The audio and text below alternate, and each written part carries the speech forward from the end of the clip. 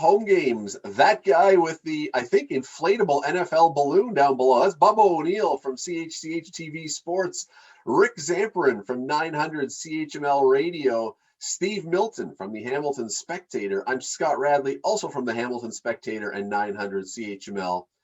And Rick, in the last few days, the NFL and various broadcasters signed this just mind-blowing rights deal that's going to pay the NFL $10 billion, give or take $1 or $2 a year. Not $10 billion overall, $10 billion a year for the next decade or more.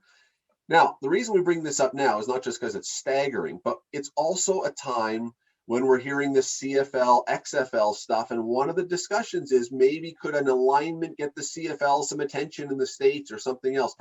Does this NFL deal have any impact, do you think, on that? Because I have to believe any broadcaster that's paying that much money is going to want to create content, not just for the Sunday afternoon games, but year round.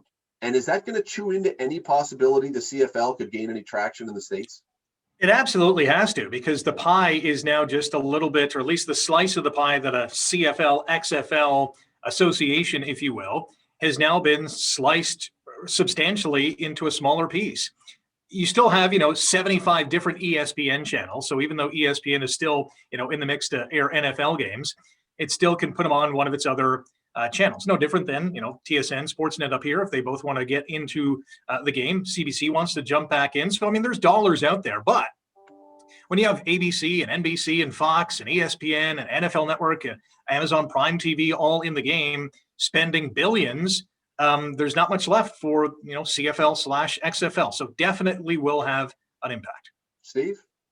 I don't think it will definitely have an impact. I don't think it'll involve much money in that sense. It'll be just about any content. And remember, NBC already had the XFL, didn't they?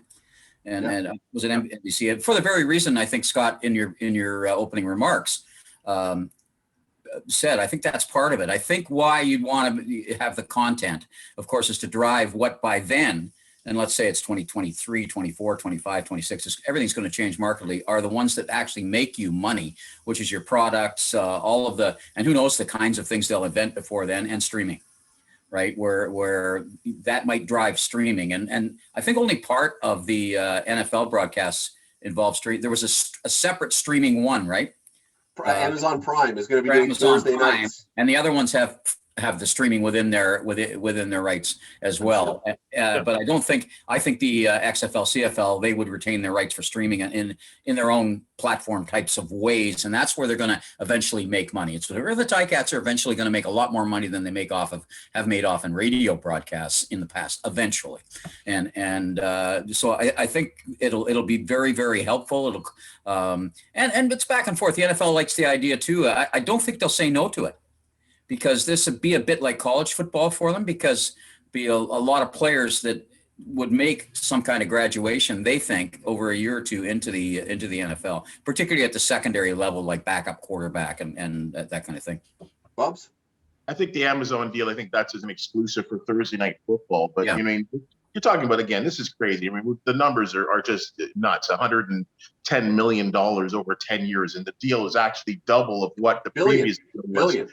Billion, sorry. Yeah. Where you're talking about a TSN deal that was, 10 million over 5 years. It's just unbelievable. It's incomparable, really. What they're looking at.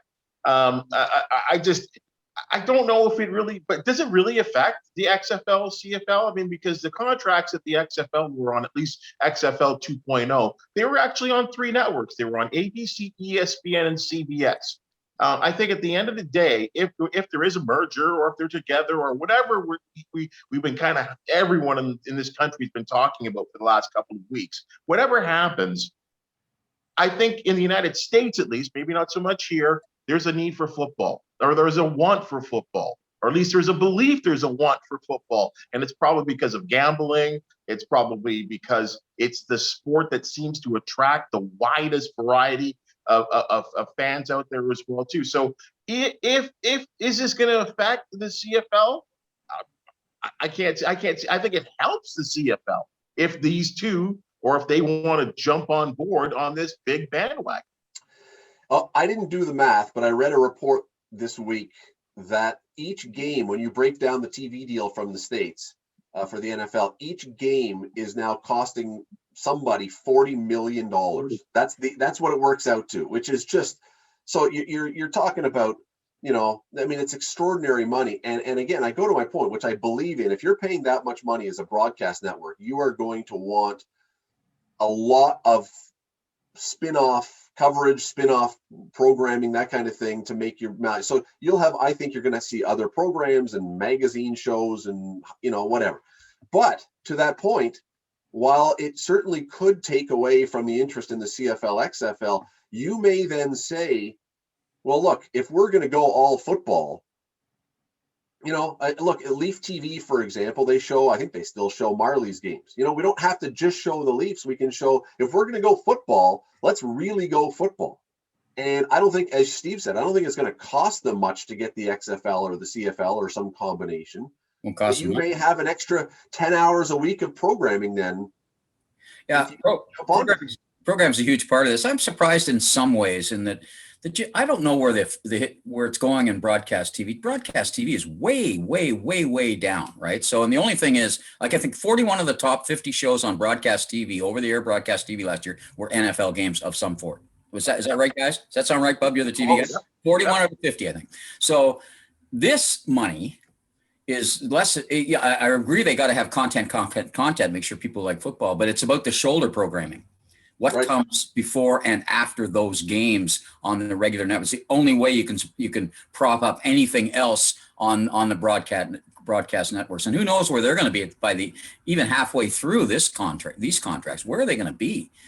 Steve, that shoulder programming you're talking about, if you do end up with some sort of alignment with the XFL, you could be talking about a lot of guys who either are NFL hopefuls or NCAA well-known guys who just didn't make the NFL yet but are still hanging out there, which again fits right into potentially college stars would be that stuff. Yeah, go ahead, Bubs. I think that extra content is going to happen within the NFL season. Those features, those specials. ESPN does a great job with the 30 for 30 or E60, and I know that kind of stuff is also broadcast out of season as well. But I think this deal maybe even forces the CFL and the XFL to say there's no way we can compete during the NFL season.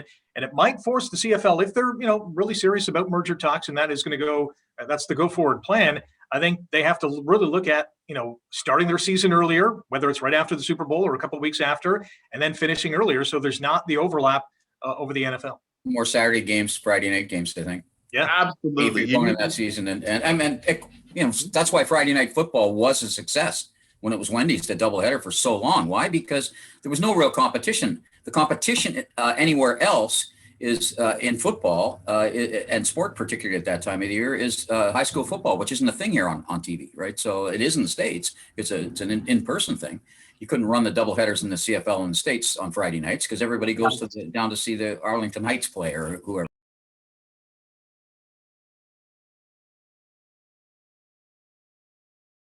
Yeah, I'm just saying that at the end of the day, the TV drives sports.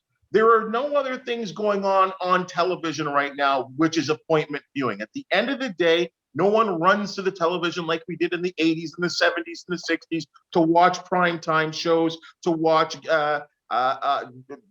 documentaries, anything on television except for sports.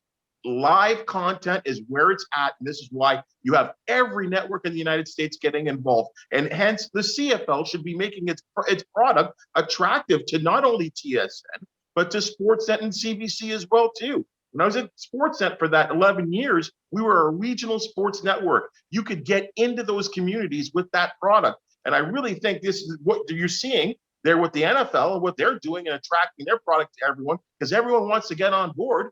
Well, why wouldn't they do that here?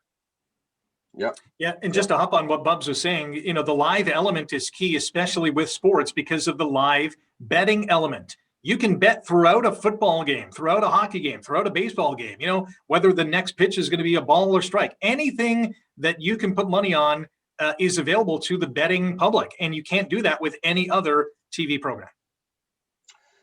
We'll see. I think there's potential there if there is some sort of alignment. And again, we even as we're talking, we still remain in the dark about what that possibly means. But I think if you're going to spend that kind of money and you're a network, you're going to want, as Steve describes it, have this shoulder programming and have stuff that is going to complement what you're doing, just to go all football. If we're going football that big, we're going big football, and maybe that's one of the things.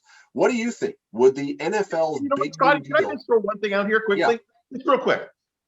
We've been kind of talking about this, and everyone around the nation has been talking about this merger or whatever it's going to be, or alignment, or this the Rock. We've heard more about this in the two. We've talked more CFL, or at least I've heard more CFL talk on sports radio, on TV talk shows. We've been doing more than I can ever remember.